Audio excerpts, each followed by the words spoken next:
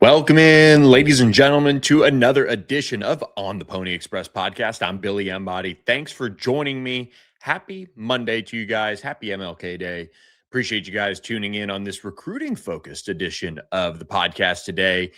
We break down the newest 2027 commitment for the Mustangs, Amari Vickerson, on the show, and we share what it means for the Mustangs in this recruiting classes. They tried to do what they've done the last 3 years, really under Rhett Lashley, under these full classes, and that's reset the bar for SMU recruiting. We break all that down and more in this edition of the podcast, which starts right now.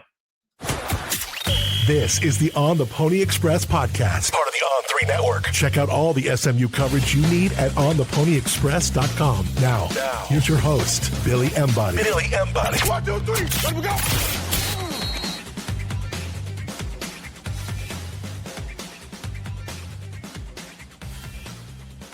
That is right. Appreciate you guys being here on this Monday. On Sunday night, we did get news of a commitment that came down for SMU, one that was long anticipated since his announcement that he was going to be making his, commitment on this Sunday. And that is Amari Vickerson, the big defensive tackle out of Houston Cy Ranch.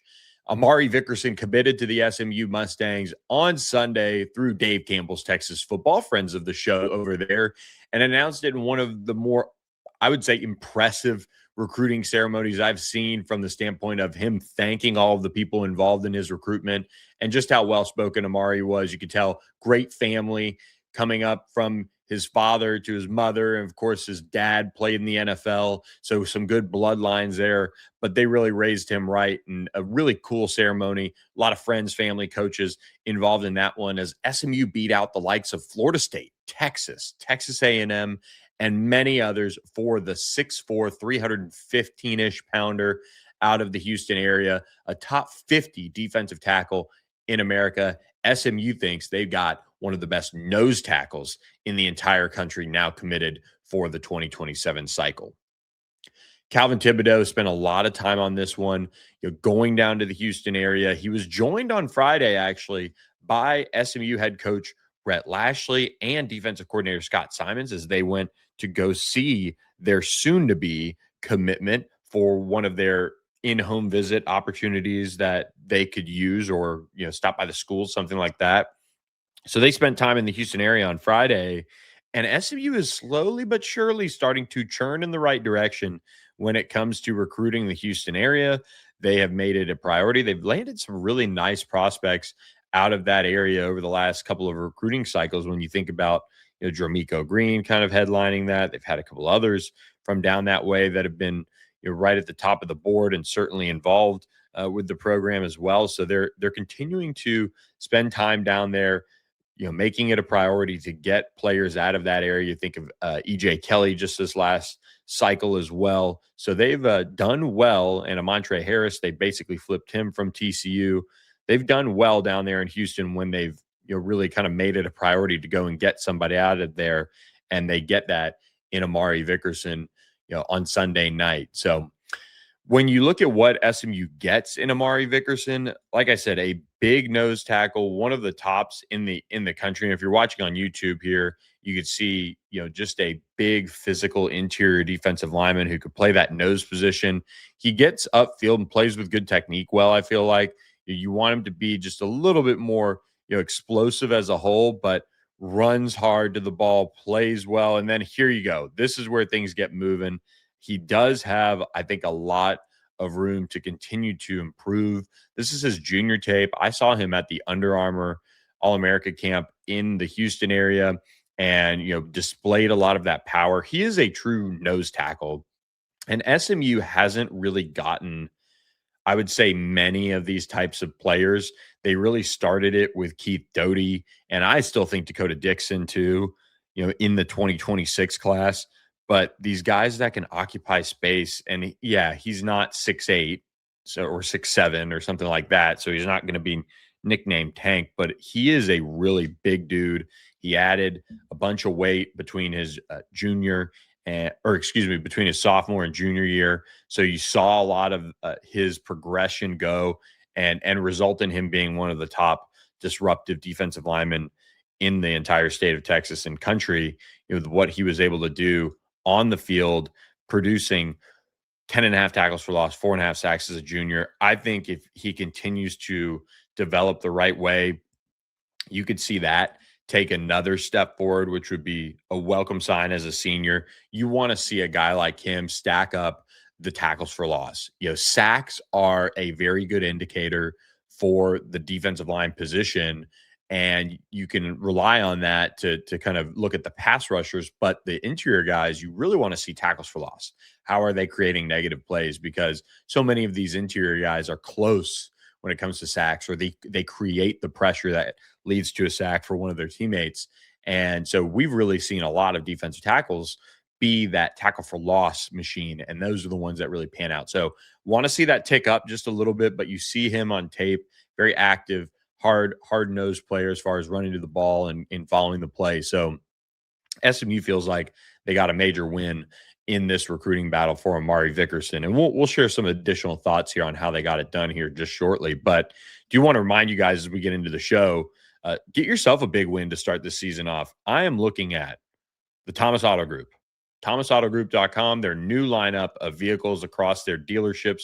They've got Ford, Subaru, Volkswagen, and Mitsubishi. You can also check out their pre-owned selection, which of course you got all sorts of options. They've got 13,000 something vehicles on their website that were new, or I think it was 13,000. Maybe I missed a number there. Almost 1,300, I should say. But the pre-owned, they also have a great selection across their 4 dealerships and continue to help their customers find the right vehicle for them as well. They will go out and find it for you. So talk with them today about how they can get you into a new vehicle. And again, get new when you buy a new or pre-owned vehicle with the Thomas Auto Group, you get employee pricing when you mention on the Pony Express. So appreciate Thomas Auto Group for their support of the show. Guys, do me a favor, please subscribe to the channel. About 50% of you are not subscribed to On the Pony Express YouTube. We also have the website. You can subscribe for 50% off for just a little bit longer in January. So that is a deal that is running out of time. If you go to ontheponyexpress.com and you're not a subscriber with us, 50% off annual subscription. So jump on board, get with us all the way through next portal season. Like, this is the perfect time to jump on board with our portal sale. But please subscribe to the YouTube as well. We're so close to 3,000. Hayden Howerton just debuted Between the Hashes. We just added, and it'll become kind of public soon once the school starts up, we just added another member of our team that's going to help us continue to put out more YouTube content as far as game recaps for basketball, doing some different things on social to kind of help grow the channel, help grow our site, our website as well. So excited about that and some of the moves we're making in that space to kind of make things happen for you guys. So we appreciate you guys being here on YouTube and Spotify, Apple. Please leave us a rating, review, all of those things as we continue to grow. We're almost at 3,000 on YouTube, which is just kind of incredible to think about with where we started and how it took us, a minute to kind of grow this thing from scratch. It's hard to do in this YouTube saturated environment that we're in. So we appreciate all of you guys helping us in 2026 and beyond grow this thing. I go back to Amari Vickerson here, and he is commitment number 2 now in the class of 2027 for SMU. They do have another one from Malachi Ziegler, the 4-star quarterback out of Benton, Louisiana. And I was watching on YouTube, and lo and behold, right there on the website was Malachi Ziegler right in the chat, talking about Pony Up, saying, come on, come to SMU. Of course, he was in on it. He knew that Amari was about to go public with his commitment, but that's the type of leadership you want at the quarterback position. I think both of these guys that SMU has early on in this 2027 class are players that you can kind of build a class around, and you can really make it where you're having other players that are going to want to come and play with them because of their just personality, their how bought in they are. I mean, Amari, and as we look back on the recruitment now, he made at least 2 games this fall. He might have made a third and I just missed him, but he made the East Texas A&M one. They made Miami. He brought family with him. And this was a really long build for Calvin Thibodeau to get this one across the finish line. Because one, you had Florida State, you had Texas, you had Texas A&M, you had all sorts of schools coming after him in a really aggressive manner, and he made all sorts of visits. And with his family being experienced in this world, they want to make sure that they make the right decision. And they took a bunch of visits and they took a lot of time so that now he can focus on getting right for his senior year, recruiting others. I expect when SMU has, and they're hoping, it's supposed to snow, I think, here in Dallas next weekend, but they're hoping to have some more guys on campus for a junior day. Or, SMU's a little bit lax in the sense that they're more like, hey, come on up whenever you want. But they are supposed to have in a, kind of a more of a formal junior day here really soon. But when you think about what they're, bringing in terms of that to the table, they're going to have a really really good group that they're going to bring through, assuming those guys can make it, because that's what they've done the last couple of years. You look at the junior day visits for the first really, the first couple of years here. One, a lot of the signing classes rolled through. And two, there's been national names on campus for these junior day events. I mean, I've been out there and you're watching, people walk out of the building and you're like, oh, wait, that's okay. Blue chip, 5-star, top 100 type of prospect. And lo and behold, they end up coming to SMU. So we do learn a lot about, who is the top targets, but also who's really interested. And I think it's really interesting that SMU has been able to be fairly targeted because they do send out a lot of offers. I think over the course of sophomore years in particular, they're getting on guys' radars. They're doing a lot of national recruiting so that it, could pay off if they need to, number one, in the transfer portal. But two, that's just kind of the way SMU has broadened its horizon, looking at California, Florida, Atlanta, a little bit up into the kind of the true ACC home base of the Carolinas and into DMV a little bit too. They've stretched their boundaries into those areas, those non-traditional areas, and then they get super honed in on who they want right around this time and really getting guys on campus for those football games so that they've already been here, and then they can go and see some schools in January. And then if they want to pull the trigger early, they can. But if not, they can then jump on board later on in May. And we saw a lot of that. And we saw a lot of players in this 2026 class. You look at when SMU kind of went on its run. I mean, Papunga Katoa committed at the middle of May on Mother's Day. Keith Doty had jumped on board a couple days after picking up a Texas offer and never wavered. And then you have guys like Andre Nickerson, who was a national guy. Deuce Gilbert committed at his spring game in May. And then they went on, Montre Harris flipped, right around the spring game. It's just a build that they've continued to push into the right direction because of the job that they've done with recruiting these guys for so long. And so they've gotten their, commitments early, and they've been able to, pull them in because they're ready. They're ready to, make that move, and they're ready to jump on board. So I think we're in for that again in 2027. And I would say, as we now look to what's next, which we have an article on the site with some thoughts on, some early, who could be next and certain things like that. But I would caution, right around this time of year, you could go back and you could look at probably half the guys that committed to SMU. And right around this time of year, you're seeing a lot of buzz around another school, whether it be, you think about like a Drew Evers, he had all sorts of other schools that were getting buzz.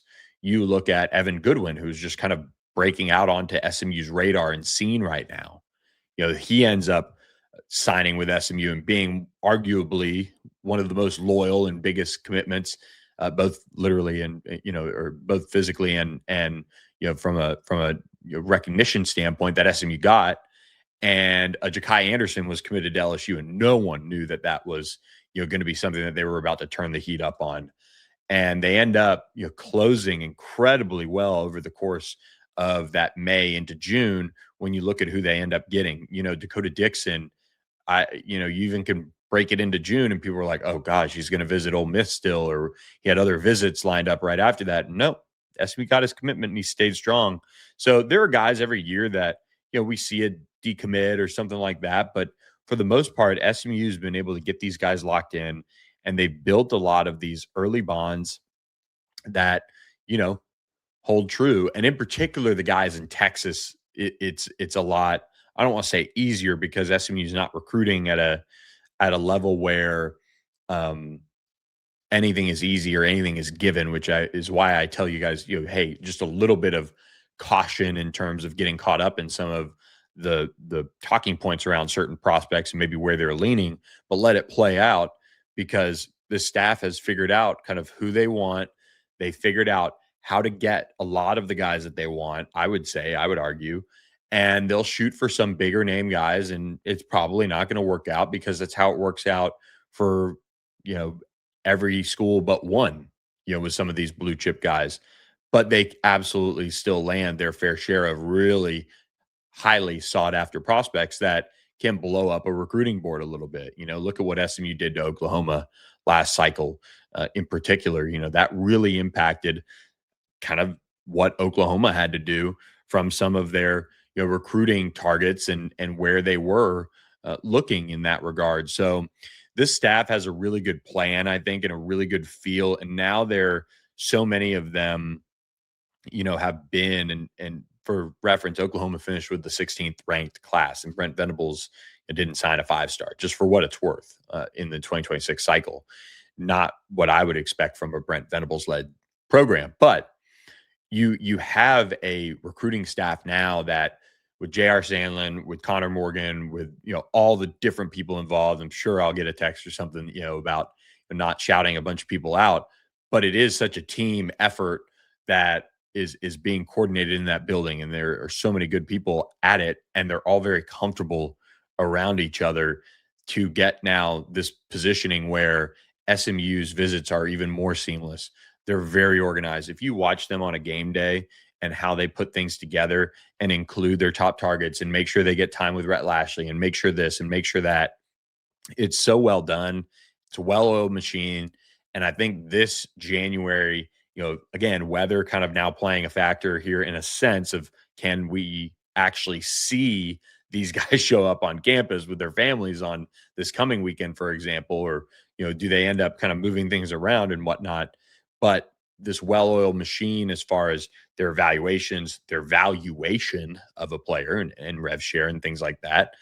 And that's where they will end up figuring out the right guys who show the right amount of interest. And then when it's time to, measure twice, cut once, they're ready to pounce on these top players that are on their board. So the 2027 class off to a really good start here for SMU. And you might have been sitting around on Sunday night and you were watching some NFL football and you might have been saying, oh, cheers to that. Big defensive tackle commitment out of the high school ranks. I'm going to cheers to Socorro, our friends at Socorro. And I forgot to bring the bottle in here, but so cool. The 5-year añejo, I don't think it's behind me. It's not, unfortunately, but the 5-year añejo, the extra añejo, their special reserve did come in the mail. Now, incredible. Can't wait to try it. So looking forward to it. Don't miss out. You can buy it online, SocorroTequila.com, or check it out in our bio and podcast episode description with the link to their shop. But when you buy 3 bottles or more, you get free shipping. So check out the award-winning tequila, Socorro, and enjoy that. And of course, hey, I had a couple of people text me and say, hey, I went to Los Charros on Hillcrest and we had some Socorro. We got to enjoy that. And here it is right here. You can, if you're going dry January, you can do it with their non-alcoholic margarita, which, looking forward to trying that actually one day. Sometimes you need to just dry out. Los Charros Tex-Mex Smokehouse on Hillcrest is taking care of our subscribers and our listeners and viewers and all those things. The basketball game, for those of you who went before for breakfast, I had one of you text me in particular, And the breakfast tacos were such a hit.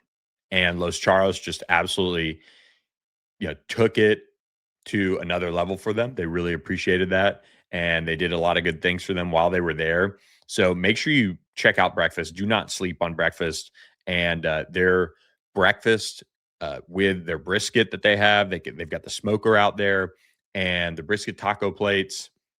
Certainly going to be something that you guys should check out there, as their smoker is now all cleared to be on site.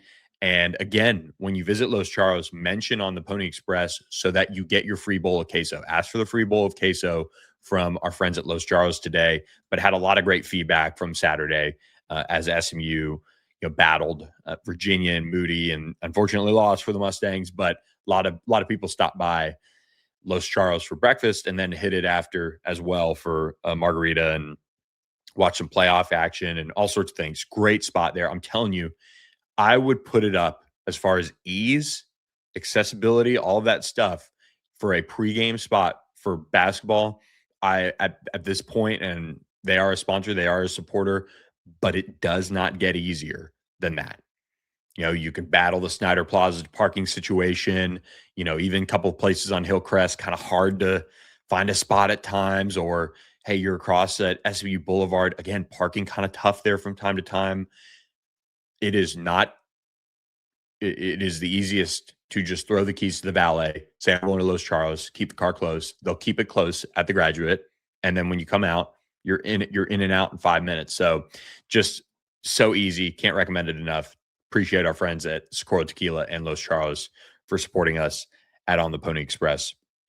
When we look at what's next in this 2027 class, I look at the scholarship board for SMU, and I look at what they did in the offensive line class and the defensive line class. And I really envision, this program having a just really, really good defensive line class. I think they're going to figure out a way to kind of load up there. And I think once again, you're going to see them load up on the offensive line. I would bet there's another 4 guys that they're going to bring in on the offensive line in this class, and they'll always kind of save that room for another one. I just think they've done a really good job of positioning the program to a point where it is a priority to spend. It is a priority to invest. And the hard part for fans to sit there and say, okay, show me the baby, right? Like you want to see that production. You want to see that impact. Well, this year we're going to see Abel Hoopy and Draymond Odoms in particular. Those are the ones that played last year off that freshman group. You're going to see them get an opportunity here to go after this and go pursue starting spots. And if those guys hit, and it might not be, as Lashley likes to say, not, all success is linear, right? Well, with guys like Abel Hoopy and Draymond Odoms, it might be a, kind of a slow build of, wow, all right, we saw what a Marcus Bryant, we saw what a PJ Williams early in his career. I know he was a transfer, but you see, Jalen Thomas, some of these guys that have come into SMU, Hayden Howerton, he was more of kind of an instant star, really. But you see some of these guys who come into SMU and they take a minute, their bodies change, they get adjusted, they might play a different position, what have you. Well, Abel Hoopy and Draymond Odoms, they have opportunities to start right away next year. There's your, hey, we recruit offensive linemen, we develop offensive linemen. Why don't you be next? And then also for the fan base, you can get a little bit more trust in that development. The defensive line has an opportunity to get some of that with a Tyrone Winslow and a Jalen Shivers as well. And that's important. That's super critical for, I think, Calvin Thibodeau with where they're investing on the high school front. You need Jalen Shivers, who I've heard some really good things about. They're really excited about him. Tyrone Winslow, kind of similar to his recruitment and just him in general. He's about that work. I think he's got a chance to break out next year. But Kevin Allen was their only high school guy that has really broken out at SMU since they've been here. And he was a late addition. I am a big believer that SMU should be looking up and down, in particular on the defensive line, and you should reserve almost one spot a year for the most dominant senior defensive tackle that you can find that's committed to like a group of 5 or something. And just, I'm sure they do this. I know they do this, but there's something to finding these guys out of high school and then not having to go get them in the portal.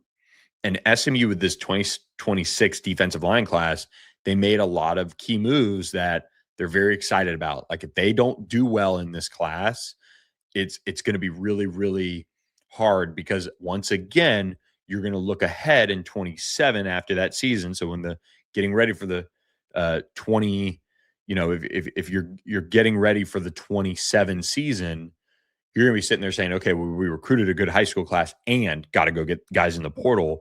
They need a Keith Doty, a Dakota Dixon, Hudson Woods, Monterey Harris to be ready to roll for the 2027 season.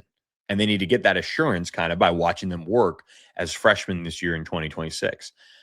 I say all this to say, as we sit here on a recruiting chat talking about roster, when you look at the 2027 class and where they are spending a lot of time, the biggest one that I circle right off the bat is I look at the interior of the defensive line and I look at what SMU's targeted and the amount of players that they brought on campus. And yes, Jalen Brewster is committed to Texas Tech. He said SMU is one of the schools that is still talking with him.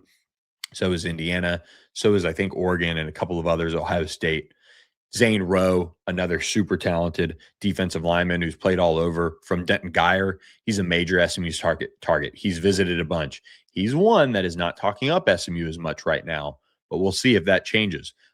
But let's get out of those two guys for a second because they're the two highest rated guys. There is so much meat left on the bone in this 2027 class.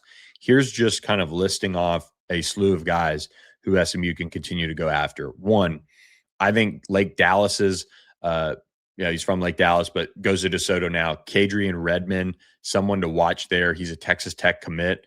They're going to still go after him. He's been on campus a bunch. Maybe they can make that work. But then you go down to Houston and, do you not think Amari Vickerson is going to be going after Xavier Muhammad, a 4-star defensive tackle who's super kind of under the radar basketball guy, but a 4-star top 15 defensive tackle nationally?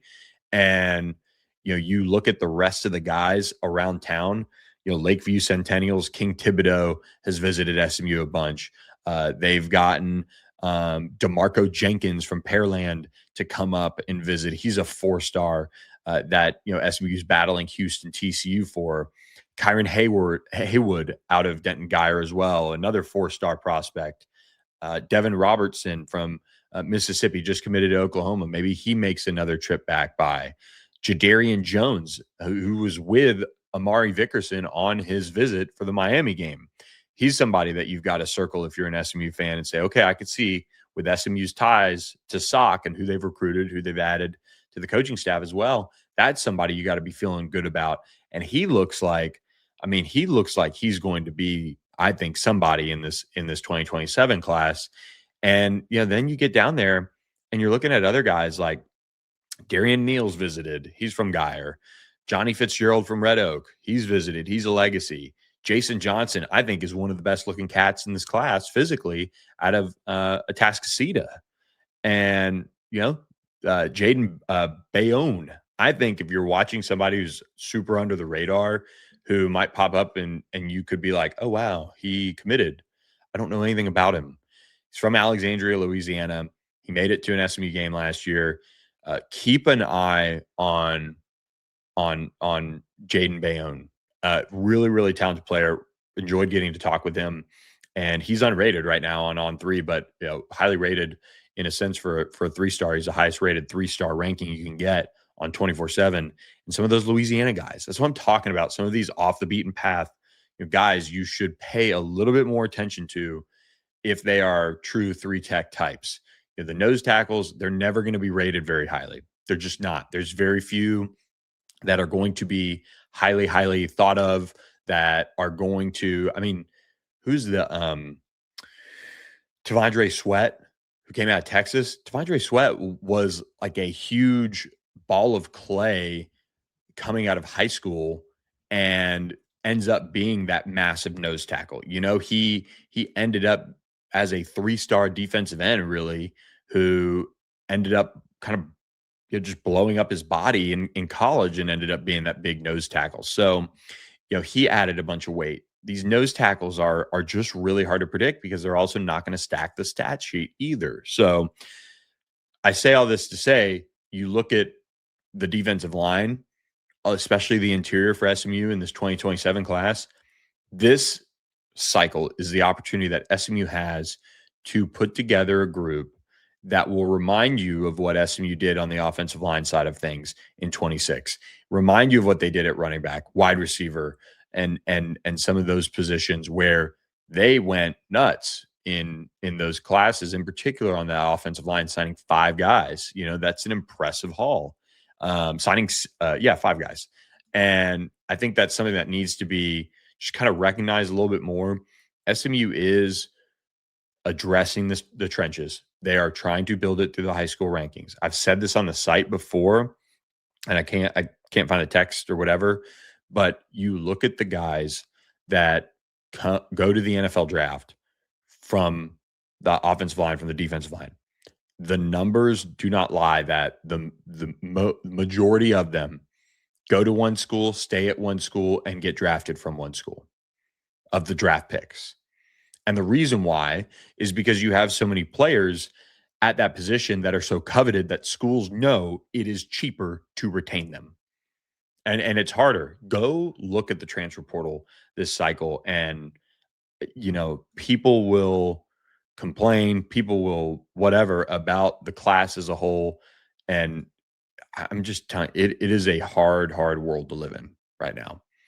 But you look at the interior defensive linemen out of this transfer portal cycle, and we'll give credit where credit's due. Mateen Iberogba, the Wake Forest transfer who signed at Texas Tech. I don't want to say he's the only one that is like worth anything, but you start getting down the rest of the list, and I'm like, okay, all right, highly rated, this or that. But none of them really just stick out as day one difference makers. You know what I mean? Like for sure things. And SMU got a Big 12 starter in Malcolm Alcorn Crowder, and they went and beat Penn State. They went and beat Nebraska. They went and beat some of these programs that are trying to do this the right way at a high level. And so they got a starter out of the portal from another school. You know how much money and investment that takes? Now he will be somebody who's out the door after this next year for SMU, and these 2027 defensive linemen have an opportunity to take some of that rev share up. And so you can invest. And that's where I think SMU can really make a little bit of hay here, build around Amari Vickerson, and continue to address the trenches from the high school ranks. And, you have Christian Davis, who will be back for another year. You have Wu Spencer, who will be a senior in 27. You'll have Tyrone Winslow, who will all of a sudden be seasoned. You'll have Keith Doty, Dakota Dixon going into their second year on campus. You'll probably have to add another transfer portal defensive lineman, and that'd be fine. And you'd have Kevin Allen as a senior. So make it happen. Then you're on the verge of, okay, in 27, then we're going to have a really nice depth of all of these freshman defensive tackles. In my opinion, you could look at it and say, okay, that's kind of, I'm just comparing it here for SMU's level, for what they're doing and what they're about. You look at it and you could say, okay, A&M, that class, that highly touted number 1 class that in some areas flopped, on the defensive line, it didn't flop. It just took a minute. And so those are all things to remember about these guys in the trenches. They take a minute. But if they're seeing some snaps early, that's important too. And so it's going to be fascinating to watch it unfold. This is a huge moment for Calvin Thibodeau because I think the opportunity is there, and he's got a chance to show it. And working alongside a Sam Dunham, who will lose a couple guys as well off of his side of the ball. But you've really kind of rebuilt that defensive end room. But you'll lose Akeel Washington, you'll lose Marquise White. Or Marquez White off of that defensive end room. Trey Wilson is somebody who can play both sides. You've got to go out and you've got to keep building at the bandit position, at the defensive end position. So I'm intrigued to see where that goes because, again, there's some opportunities there to make some moves with some highly touted guys in the state. But at the same time, it's not an incredible edge class from what I'm seeing, at least right now.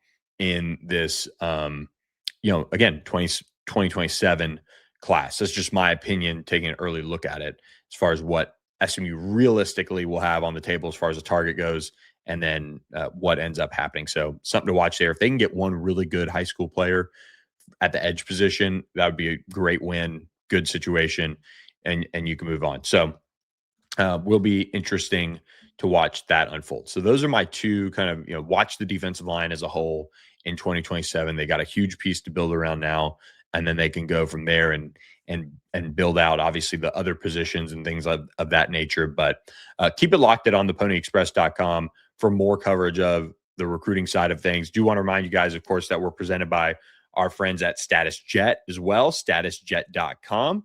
A great way to fly this basketball season. Make sure you visit statusjet.com or give them a call as well. That is a great way to get on the phone with them, talk about your options. You can give them a call, 844-782-8875, or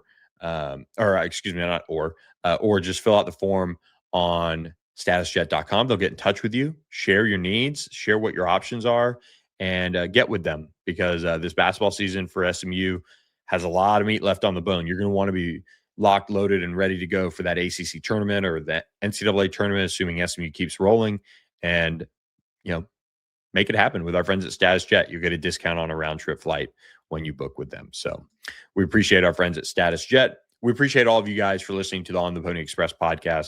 We'll do a transfer portal recap as well here. I hope you guys enjoyed Between the Hashes with Hayden Howerton to kick off this week. He's going to drop the defensive side of the ball later this week, and then we're going to kind of get into a cadence with it. It is best enjoyed on video. Like, if you are a podcast listener, you will not, I don't want to say you won't get anything out of it, but you won't get much out of it unless you're watching. So take the time. I think the first episode was 30 minutes. Take the time on YouTube and watch it. It'll help you. It helped me. I mean, just listening to him talk ball, those are all things that you can't get enough exposure. And we're lucky enough to have somebody on the site that's doing it. So we will end up putting some of it behind our YouTube membership page, just to help support Hayden so he can do more. He does have a full-time job.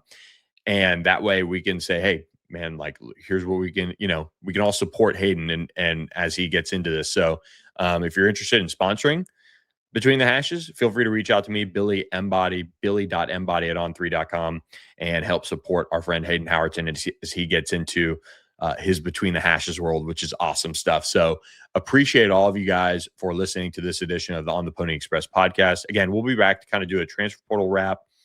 I'll do early depth charts. We'll do all sorts of things, and we'll do them all right here on the Pony Express YouTube. So make sure you guys subscribe today. Appreciate all of you guys listening, and we'll catch you next time on another edition of the On the Pony Express podcast. Thanks for listening to the On the Pony Express podcast with Billy Embody. Follow us on your socials on X at SMU_on3 and on Instagram at On3SMU. And keep it locked to ontheponyexpress.com for more coverage.